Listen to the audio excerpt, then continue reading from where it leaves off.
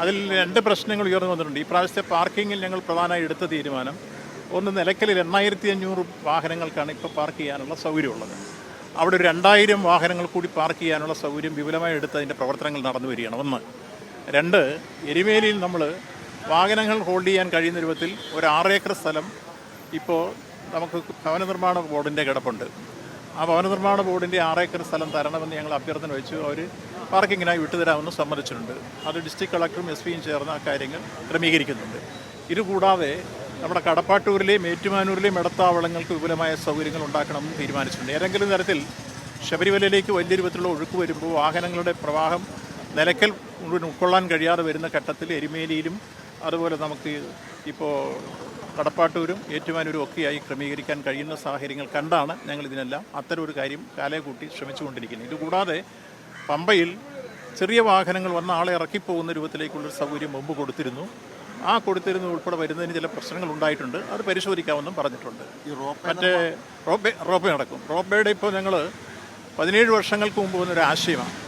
അത് നടപ്പാക്കാൻ വേണ്ടിയുള്ള പ്രപ്പോസൽ വന്ന് BOT അടിസ്ഥാനം ചെയ്യാൻ വേണ്ടിയാണ് തീരുമാനിച്ചിരുന്നത്. എന്നാൽ ആ കാര്യത്തിൽ ആ ഫയല് കുടുക്കിൽപ്പെട്ട് എവിടെയോ കിടന്നിരുന്നു. ഇപ്പം ഞങ്ങളത് നമ്മുടെ റവന്യൂ വകുപ്പ് മന്ത്രിയും അതുപോലെ തന്നെ വനം വകുപ്പ് മന്ത്രിയും ഞാനും ചേർന്ന് ഞങ്ങൾ 3 വകുപ്പ് മന്ത്രിമാരും ചേർന്ന് ബന്ധപ്പെട്ട ഉദ്യോഗസ്ഥരും ചേർന്ന് ഞങ്ങൾ മീറ്റിംഗ് വിളിച്ചു. അത് പരിശോധിച്ചപ്പോൾ ഇവിടെ നഷ്ടപ്പെടുന്ന അത്രയും ഭൂമി ഇടുക്കി ജില്ലയിലെ ചിന്നക്കലാലിൽ കൊടുക്കുന്ന സംബന്ധിച്ച് നിർദ്ദേശം വന്നിരുന്നത് ഇടുക്കി കളക്ടർ അത് കൊടുക്കാൻ കഴിയില്ല എന്ന രൂപത്തിലൊരു റിപ്പോർട്ട് എഴുതിയിരുന്നു. അത് വീണ്ടും പരിശോധിച്ച് മറ്റൊരു സ്ഥലത്ത് കൊടുക്കാൻ റവന്യൂ തയ്യാറായി. ബഹുമാനപ്പെട്ട റവന്യൂ വകുപ്പ് മന്ത്രി അതിന് സഹായിച്ചു, വനം വകുപ്പ് മന്ത്രി സഹായിച്ചു. ഇപ്പോൾ ഏതായാലും ആ ഫയൽ നീങ്ങി സമീപകാല ഭാവിയിൽ റോപ്പ് വേ നിർമ്മാണം ശബരിമലയിൽ ആരംഭിക്കാൻ സഹായിക്കുന്ന അവസാന ഘട്ടത്തിലേക്ക് കിടക്കുകയാണ്. അതൊരു വലിയ കാര്യമാണ്. ഈ കാലഘട്ടത്തിൽ വലിയ രൂപത്തിൽ നമുക്ക് പ്രായമുള്ളവർക്കും അസുഖം ബാധിച്ചവർക്കും ഒക്കെ പോകാനുള്ളൊരു സൗകര്യം ഉണ്ടാക്കുന്നുണ്ട്. ഇപ്പോൾ അത് പല്ലക്കിൽ ചുമന്നുകൊണ്ട് പോകുന്നൊരു സംവിധാനമുണ്ട്. ആ സംവിധാനം മാറ്റിയെടുക്കുന്നതിന് വേണ്ടിയാണ് നമ്മൾ അത്തരത്തിലുള്ള കാര്യങ്ങൾ ഒരുക്കിക്കൊണ്ടുപോകുന്നത്. എരുമേലിയിലെ ഒട്ടുകൂത്തൽ ഒരു ഫീസ് ഏർപ്പെടുന്നത് തീരുമാനം പിൻവലിച്ചു. അതിന് പിന്നിലെ ആ വിവാദങ്ങൾക്ക് പിന്നിൽ നിങ്ങൾ രാഷ്ട്രീയ ഇടപെടലുണ്ടായിട്ട്? രാഷ്ട്രീയം ഉണ്ടായിട്ടില്ല. അത് ഒരു കൊമേഴ്സ്യലൈസ് ചെയ്യുന്ന രൂപത്തിലേക്ക് വന്നപ്പോൾ അതൊരു പ്രശ്നമാണ്.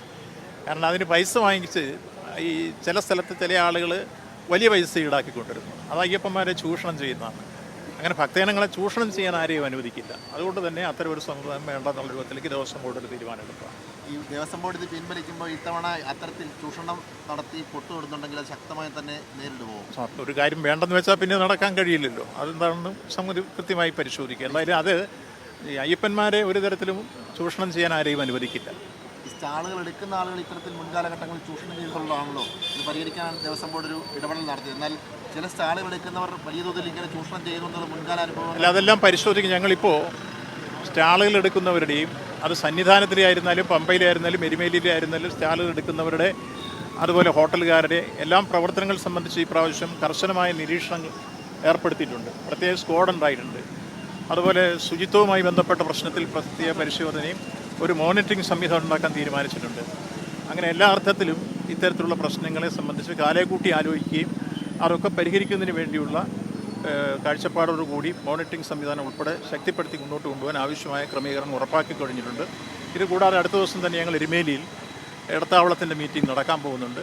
അവിടെ ഒരു 10 കോടി രൂപയുടെ പ്രോജക്റ്റ് ഇപ്പോൾ ഗവൺമെൻറ്റിന് വെച്ചതുകൊണ്ടൊപ്പം കിഫ്ബി പ്രോജക്റ്റുമുണ്ട്. നിലയ്ക്കലിൻ്റെയും അതുപോലെ എരുമേലിയുടെയും ചെങ്ങന്നൂരിൻ്റെയും ഉൾപ്പെടെയുള്ള പ്രോജക്റ്റുകൾ ഇപ്പോൾ ഓൺഗോയിങ് പ്രോജക്റ്റാണ് കിഫ്ബിയുടെ പ്രോജക്റ്റ്. ആ പ്രവർത്തനങ്ങൾ ശക്തിപ്പെടുത്താൻ വേണ്ടി 2 മീറ്റിംഗ് കഴിഞ്ഞ ദിവസം ഞങ്ങൾ വിളിച്ചിരുന്നു. അത് നടന്നുകൊണ്ടിരിക്കുകയാണ്. മന്ത്രിയുടെ നാട്ടിലെ സഹകരണ ബാങ്കിൽ വാശിയേറിയ പോരാട്ടമാണോ? അത് നടക്കട്ടെ. അത് സാധാരണഗതിയിൽ നടക്കുന്നൊരു കാര്യമാണ്. അത് നമുക്ക് പ്രത്യേക താല്പര്യവും വോട്ട് ചെയ്യാൻ വന്നു കാര്യങ്ങൾ നടന്നു.